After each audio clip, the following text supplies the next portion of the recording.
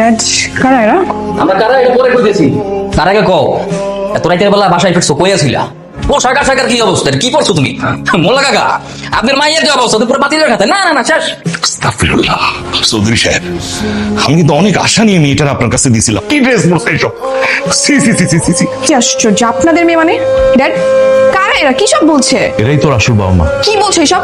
মানে কি? দেখো ড্যাডি মামি কইতেছো না, এরা 20 বছর আগে তোমার দত্তক করেছিল তোমার আসল বাবা মাতে। আর এই যে বই রয়েছে না, এরাই তো তোমার আসল বাবা মা।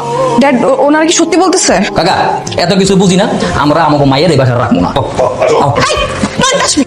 ড্যাড এসব কি সার্কাস হচ্ছে আমার সঙ্গে? তুমি কিছু বলছো না কেন? ওনারা কি আসলে সত্যি কথা বলছে? তারপর অসম্ভব, আমি এসব ফকির পরিবারে যাবো না। না না, আমি এখন ফকির না, আমি এখন ব্যাংকে চাকরি করি, ব্যাংকের কর্মকর্তা। শোনেন, জন্ম দিলেই না বাবা মা হওয়া যায় না। যেদিন থেকে আমাকে দত্তক দিয়েছেন ওই দিন থেকে আপনার দুদিকে শেষ। আপনারা চলে যান তো চলে যান।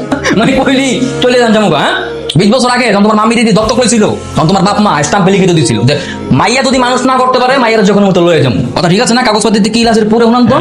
চৌধুরী সাহেব শর্ত পূরণে ব্যর্থ হয়েছে। মিসুরি মানে আপনাকে আপনার জন্মস্থান মানে পরিমুল্লার বাড়িতে ফিরে যেতে হবে। সেক্ষেত্রে চৌধুরী সাহেব যদি দ্বিমত পোষণ করে তাহলে চৌধুরী সাহেব এবং তার পরিবারকে 20 বছর জেল খাটতে হবে। আমাদের 20 বছরের জেল খাটার দরকার নেই, আপনারা বরং আপনাদের মেয়েকে নিয়ে যান।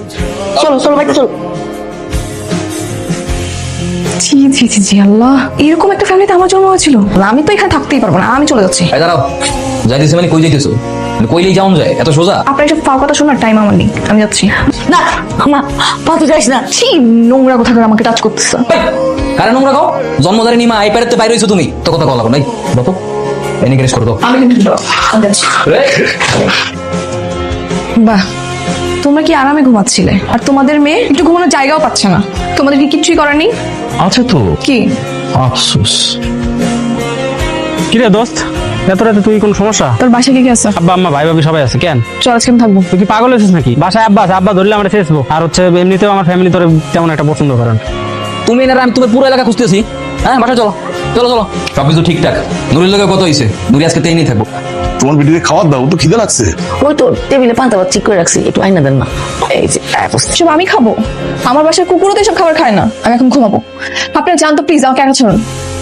কি নুরি, রাতে ঘুম কেমন হয়েছে? আমি নুরি না, আমার নাম নোরা। আরে যেইটা নুরি এইটাই নোরা, সমস্যা নাই। তোমার যেটা জিজ্ঞেস সেটা কও, কেমন ঘুমাইছো রাইতে? কিভাবে ঘুমাবো? আমি এসি ছাড়া কখনো ঘুমাইনি।